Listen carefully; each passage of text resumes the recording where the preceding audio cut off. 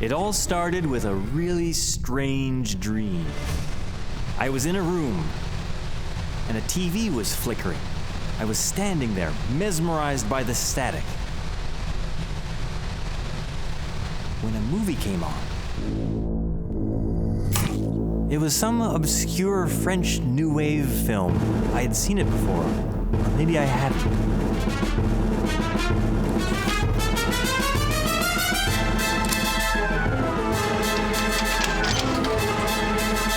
It was about an art heist gone wrong.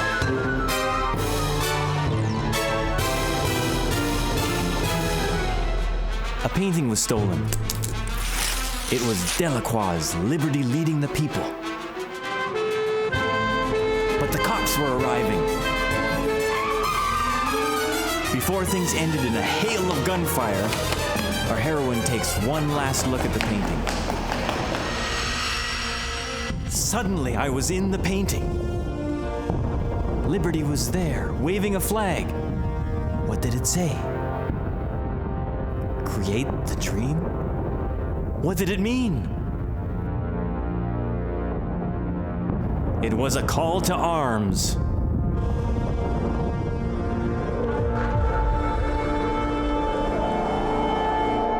I woke up in a cold sweat. I could see everything clearly now. I knew what I had to do. I would be an artist.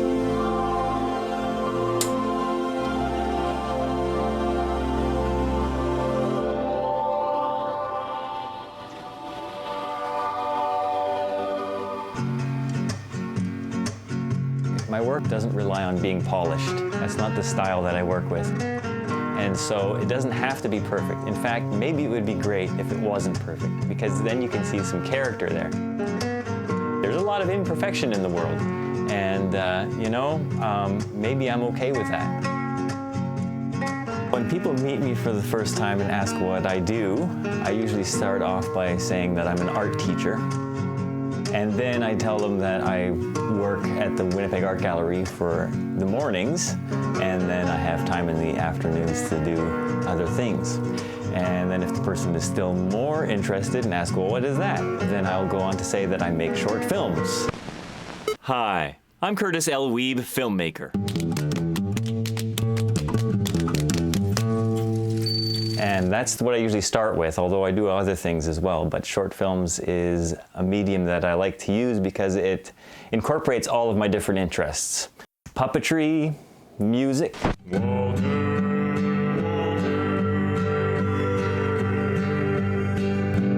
Walter, he made a present and he made it with his own two hands. Animation and costume building.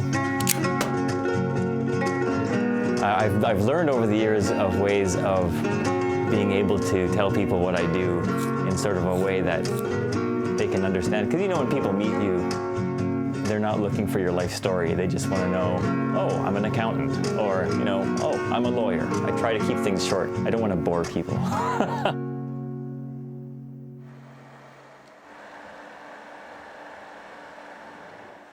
I grew up in a little town called Drake, Saskatchewan. My dad still is a pastor. My mom was a homemaker my whole growing up years. I really felt a lot of support from them as far as my artistic endeavors go. You know how some memories really shine out in your mind as you're older, and they do that because I think there's a connection, there's a significance, there's a thread that runs through. Because I think an artist it's not a profession that I chose. I think it's just something that I am.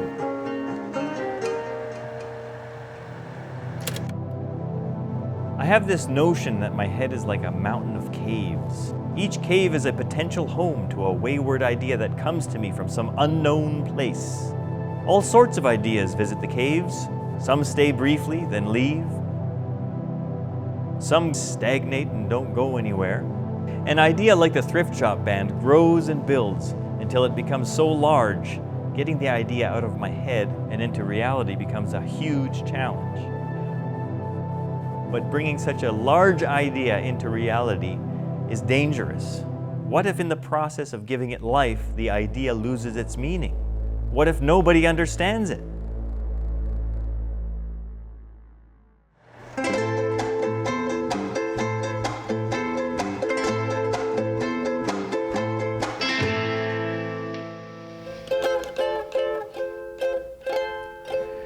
I think with music, I'm not trying to say anything specific that's different than with video or with film or with puppetry or any other mediums that I work with. Synthesizer!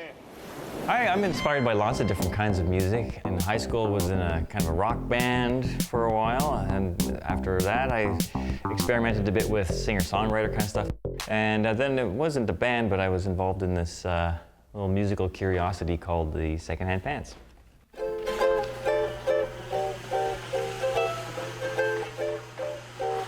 The Secondhand Pants was a theatrical kind of a thing. It was characters in costume performing, novelty music, really, with ukulele and bucket bass.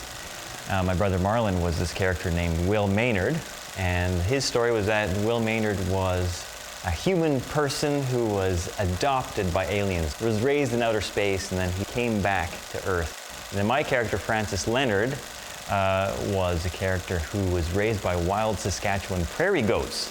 And then they got together, these two characters got together, and they started making music, and they called the genre science fiction. You got your $3.49 second-hand pants. You got your $2 second-hand pants. Dance!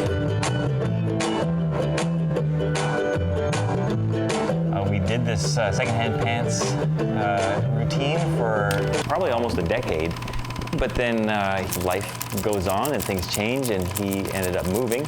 And I wasn't quite ready to give up this character of Francis Leonard because I had invested so much creative energy into him. So I wanted to try to figure out a way of continuing the Secondhand Pants kind of performative style somehow, but without Marlon as the second character. So now I was stuck with this dilemma of what to do as a solo second-hand pant. Francis Leonard on his own. What does that look like? So I had to just really figure out what to do next.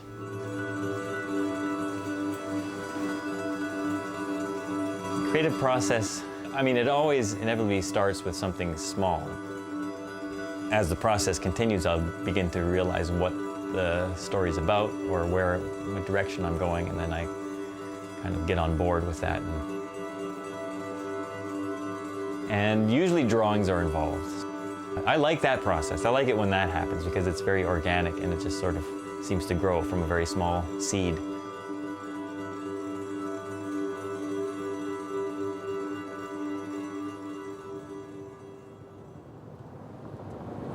I had this idea of building a backup band of some kind made up out of used materials. So I've decided to go on a southern Manitoba thrift shop tour. And it's a great place for when you have a spark of an idea and you need the building blocks. And the other great thing about going on a road trip is that you never know what you might find even on the journey. Great, perfect, great. Thanks a lot. Take care.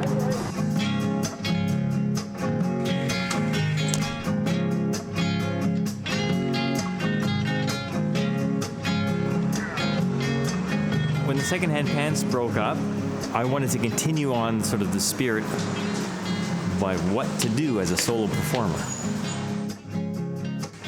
I needed a backup band or backup instrumentation of some kind. I didn't want to just be a solo performer with ukulele. I wanted to build something.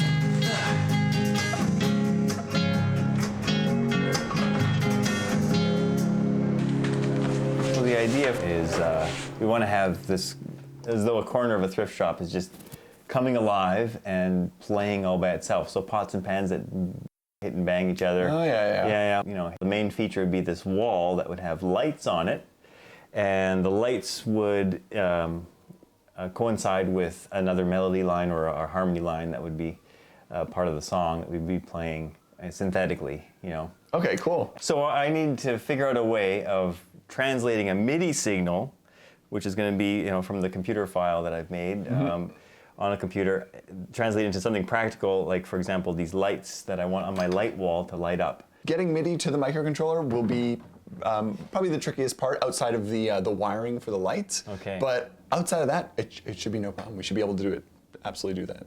Yeah, I think it's a great idea. All right, so you got something here. Yes. How does this, what do you got here? Okay, so here we have a MIDI controller here, sending MIDI signals to a microcontroller. I've got a program running on the microcontroller right now that takes the MIDI signal, and every time a note is on, it will do this.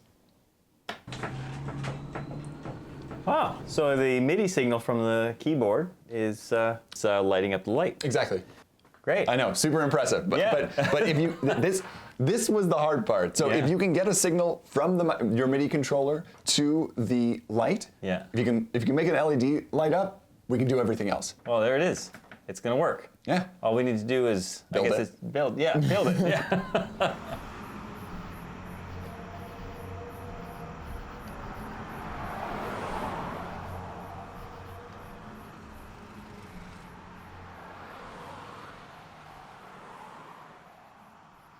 To me, it sounded pretty simple. Well, you just got to make a box that has, you add some hinges, and then you get it to, it has a lid, and I can do that, it's no problem, but then it always sounds easier than it ends up being practically in the end.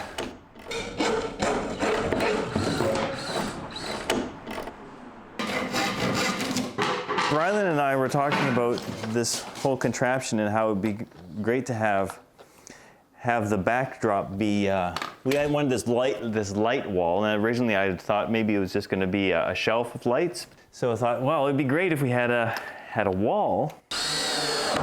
Anyway, so that's how I came to this decision to make a folding wall that turns into a box, because the way that I wanted the thrift shop band to work is that it's going to be automated. And it'll be a MIDI signal, computer signal, that will, when played through the program, will be translated to mechanical devices that will have clappers and different things that will hit pots and pans and whatnot. That's how I can explain it. But it's a little bit of a mystery to me too, exactly how it's going to work.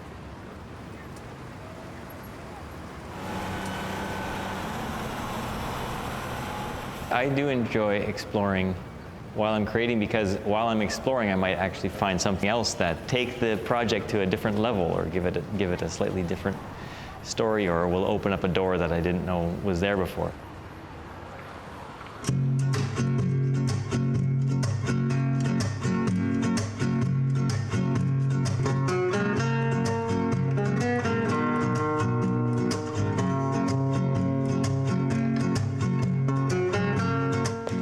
I've got ideas of what kinds of pieces I'll need in order to build the whole, but I don't have all of the slots filled, and so when I find things out, in the field, sometimes I get surprises. It's a real treasure hunt.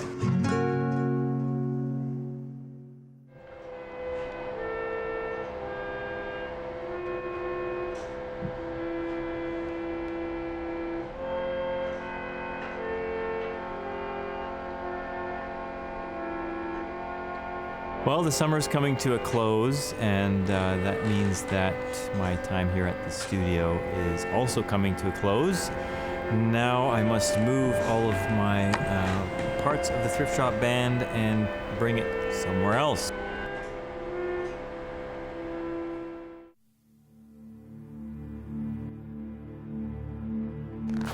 There are days where I get discouraged and I don't know if I ask myself, why am I doing this? Because no, I can't do that, because it's something that's coming from myself. So there's something that got me really excited about this project at the beginning, and I can't let it go. Even though I've lost some objectivity, because I can't see, there's been so much time now from that initial spark of idea, to the present day, it's hard to see all the way down the hallway.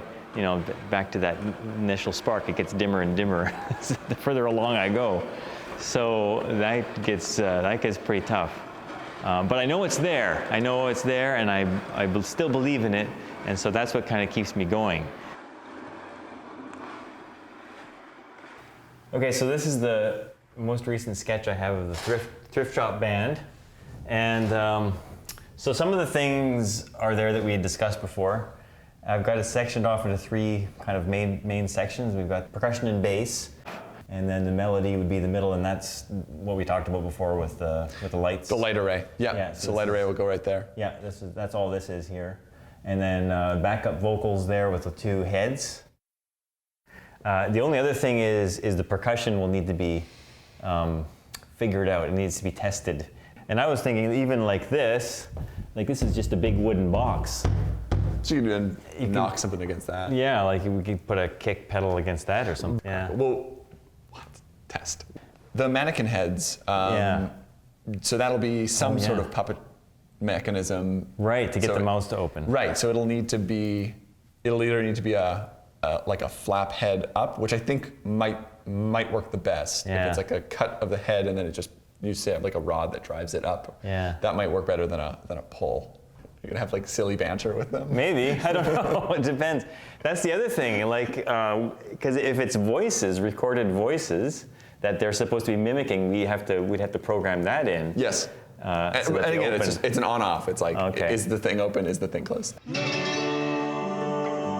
I get into slumps where I start asking myself these questions of like, what's the purpose of what I'm doing? Or I start feeling like this sort of guilt complex, and then I get a little bit depressed. And then as soon as I start working at something, all of a sudden that joy starts coming back. So things are just getting more complicated. Things I thought would be a little more simple to do are actually much more complicated. And I'm only working on the project like 2 or 3 hours a day. So sometimes there's only so much I can get done. And sometimes other things in life take precedence, like gainful employment, and jobs, and that kind of thing too. So all sorts of challenges.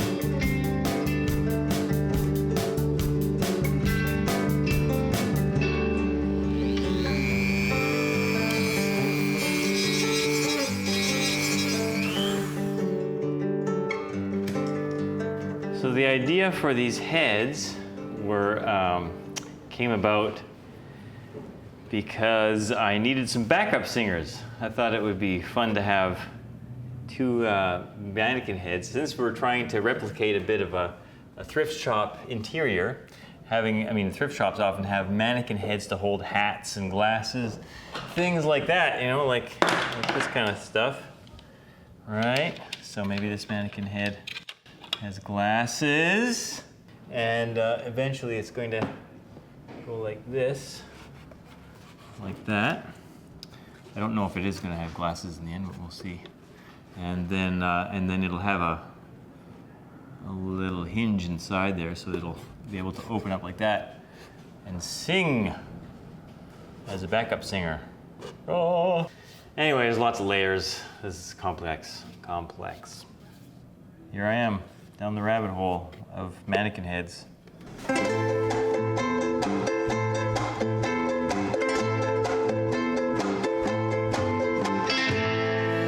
There's a note that brings it up and there's a note that brings it down. Oh, okay. So there's like a note that sort of preps it for the clap, because then you can get the clap you can make a lot faster if it is like this. If you try to do it from all the way here to here, it's just too slow. I can see the potential. Yeah. Where it's headed. It looks good. Let's talk about the heads. All right. Well, the one that you have wired up here. So you got a servo in this one. Yep. Let's see what it can do. All right. So let's put the hair back on. All right. Let's see. You hit the button, it opens. Yeah. You stop holding the button, it closes. I thought this would really work the motor. It's, from what I can tell, it doesn't even get hot. Oh, wow. This thing can go for a while. Oh, so that's this should good. be no problem. We should be able to do it really fast. Yeah, everything is sort of set in place. It's just like tweaking everything.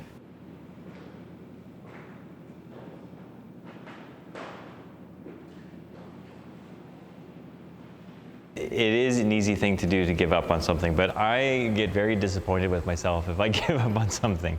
And I think sometimes those people are perfectionists, and so that's why I'm striving to be an imperfectionist, where I am fully committed to seeing my vision become a reality, but I'm working within my means, and sometimes I'm even putting flaws in there, because that's what makes something beautiful. That's what gives something a story.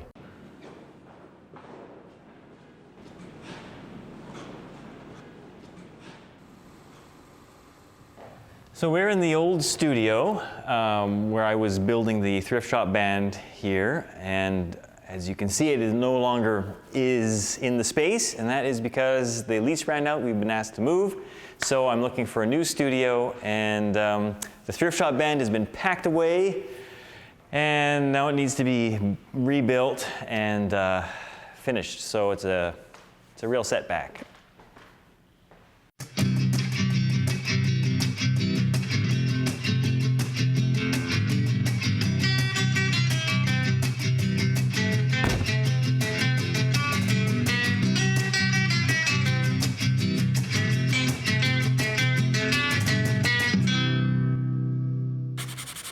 Well, progress is going relatively well. It's slow but steady. I'm in a new studio now, so set up the thrift shop band and put it back together, and have continued progress on building. Another challenge that I've had is in the songwriting process. I have one song that I've been working on. I was hoping to have more, but this one song has been taking longer than I thought it would. I'm trying to write a song, compose a song that encapsulates what the thrift shop band is. The story involves basically this thrift shop facade is animated by ghosts, but these aren't like scary Halloween ghosts. These are basically the essence of the person who is embedded in that object. The song tells the story of the thrift shop band and how it came to be and that sort of thing. So I'm trying to not only just write a fun song, but also to tell a story with it as well. So it's been a bit of a process.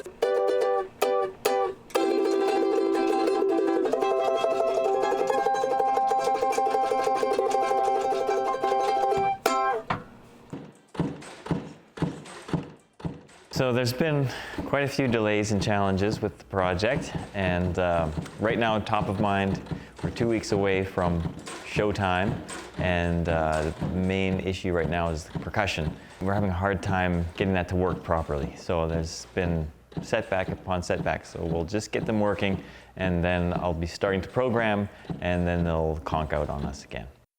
So that's very frustrating, because just when I think that I've got things, to a point where I can, see the end and actually maybe even have some time to rehearse with the machine, performing with it, then something goes wrong, and then we need to stop and go into repair mode again. Well, this is the kind of thing that's been going on for the last month, where it's all working, and then I start to program the drums, and 5 minutes in, something conks out, and then it's switching power supplies, and it's texting Rylan and back and forth trying to figure out what the problem is. The worst case scenario is that we get the performance date arrives, we move everything over there, and then nothing works. And then I'm there performing solo for the audience, with this dead machine behind me.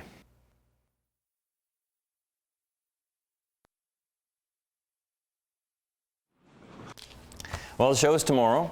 So far, we've burnt out 4 motors. I've reprogrammed things so that it seems to be working, but I haven't been rehearsing with the machine because I'm afraid that it'll break before the performance. I'm a little anxious.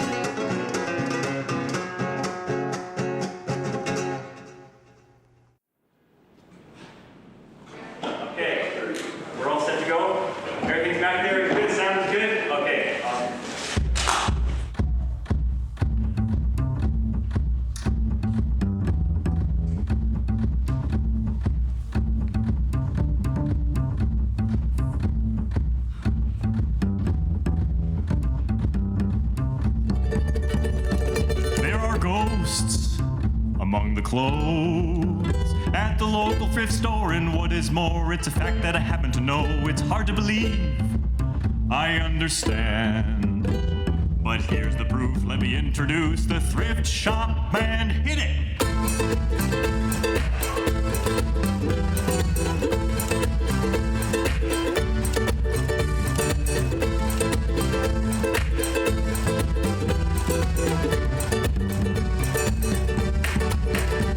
It's moving all by itself, it's moving all by itself, it's moving all by itself. It's spooky, lights are flashing, boots are tapping, the sleeves upon that shirt are clapping. How did this happen? How did this happen to the thrift shop?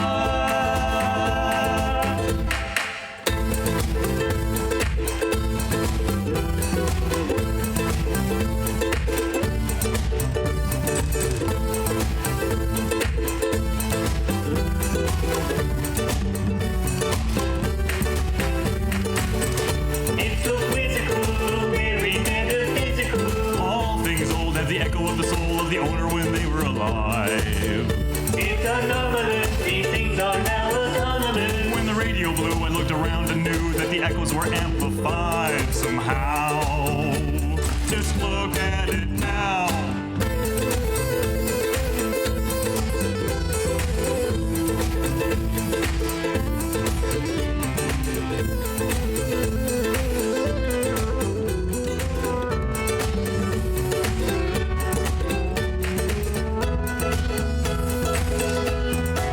The patrons ran, the staff did too.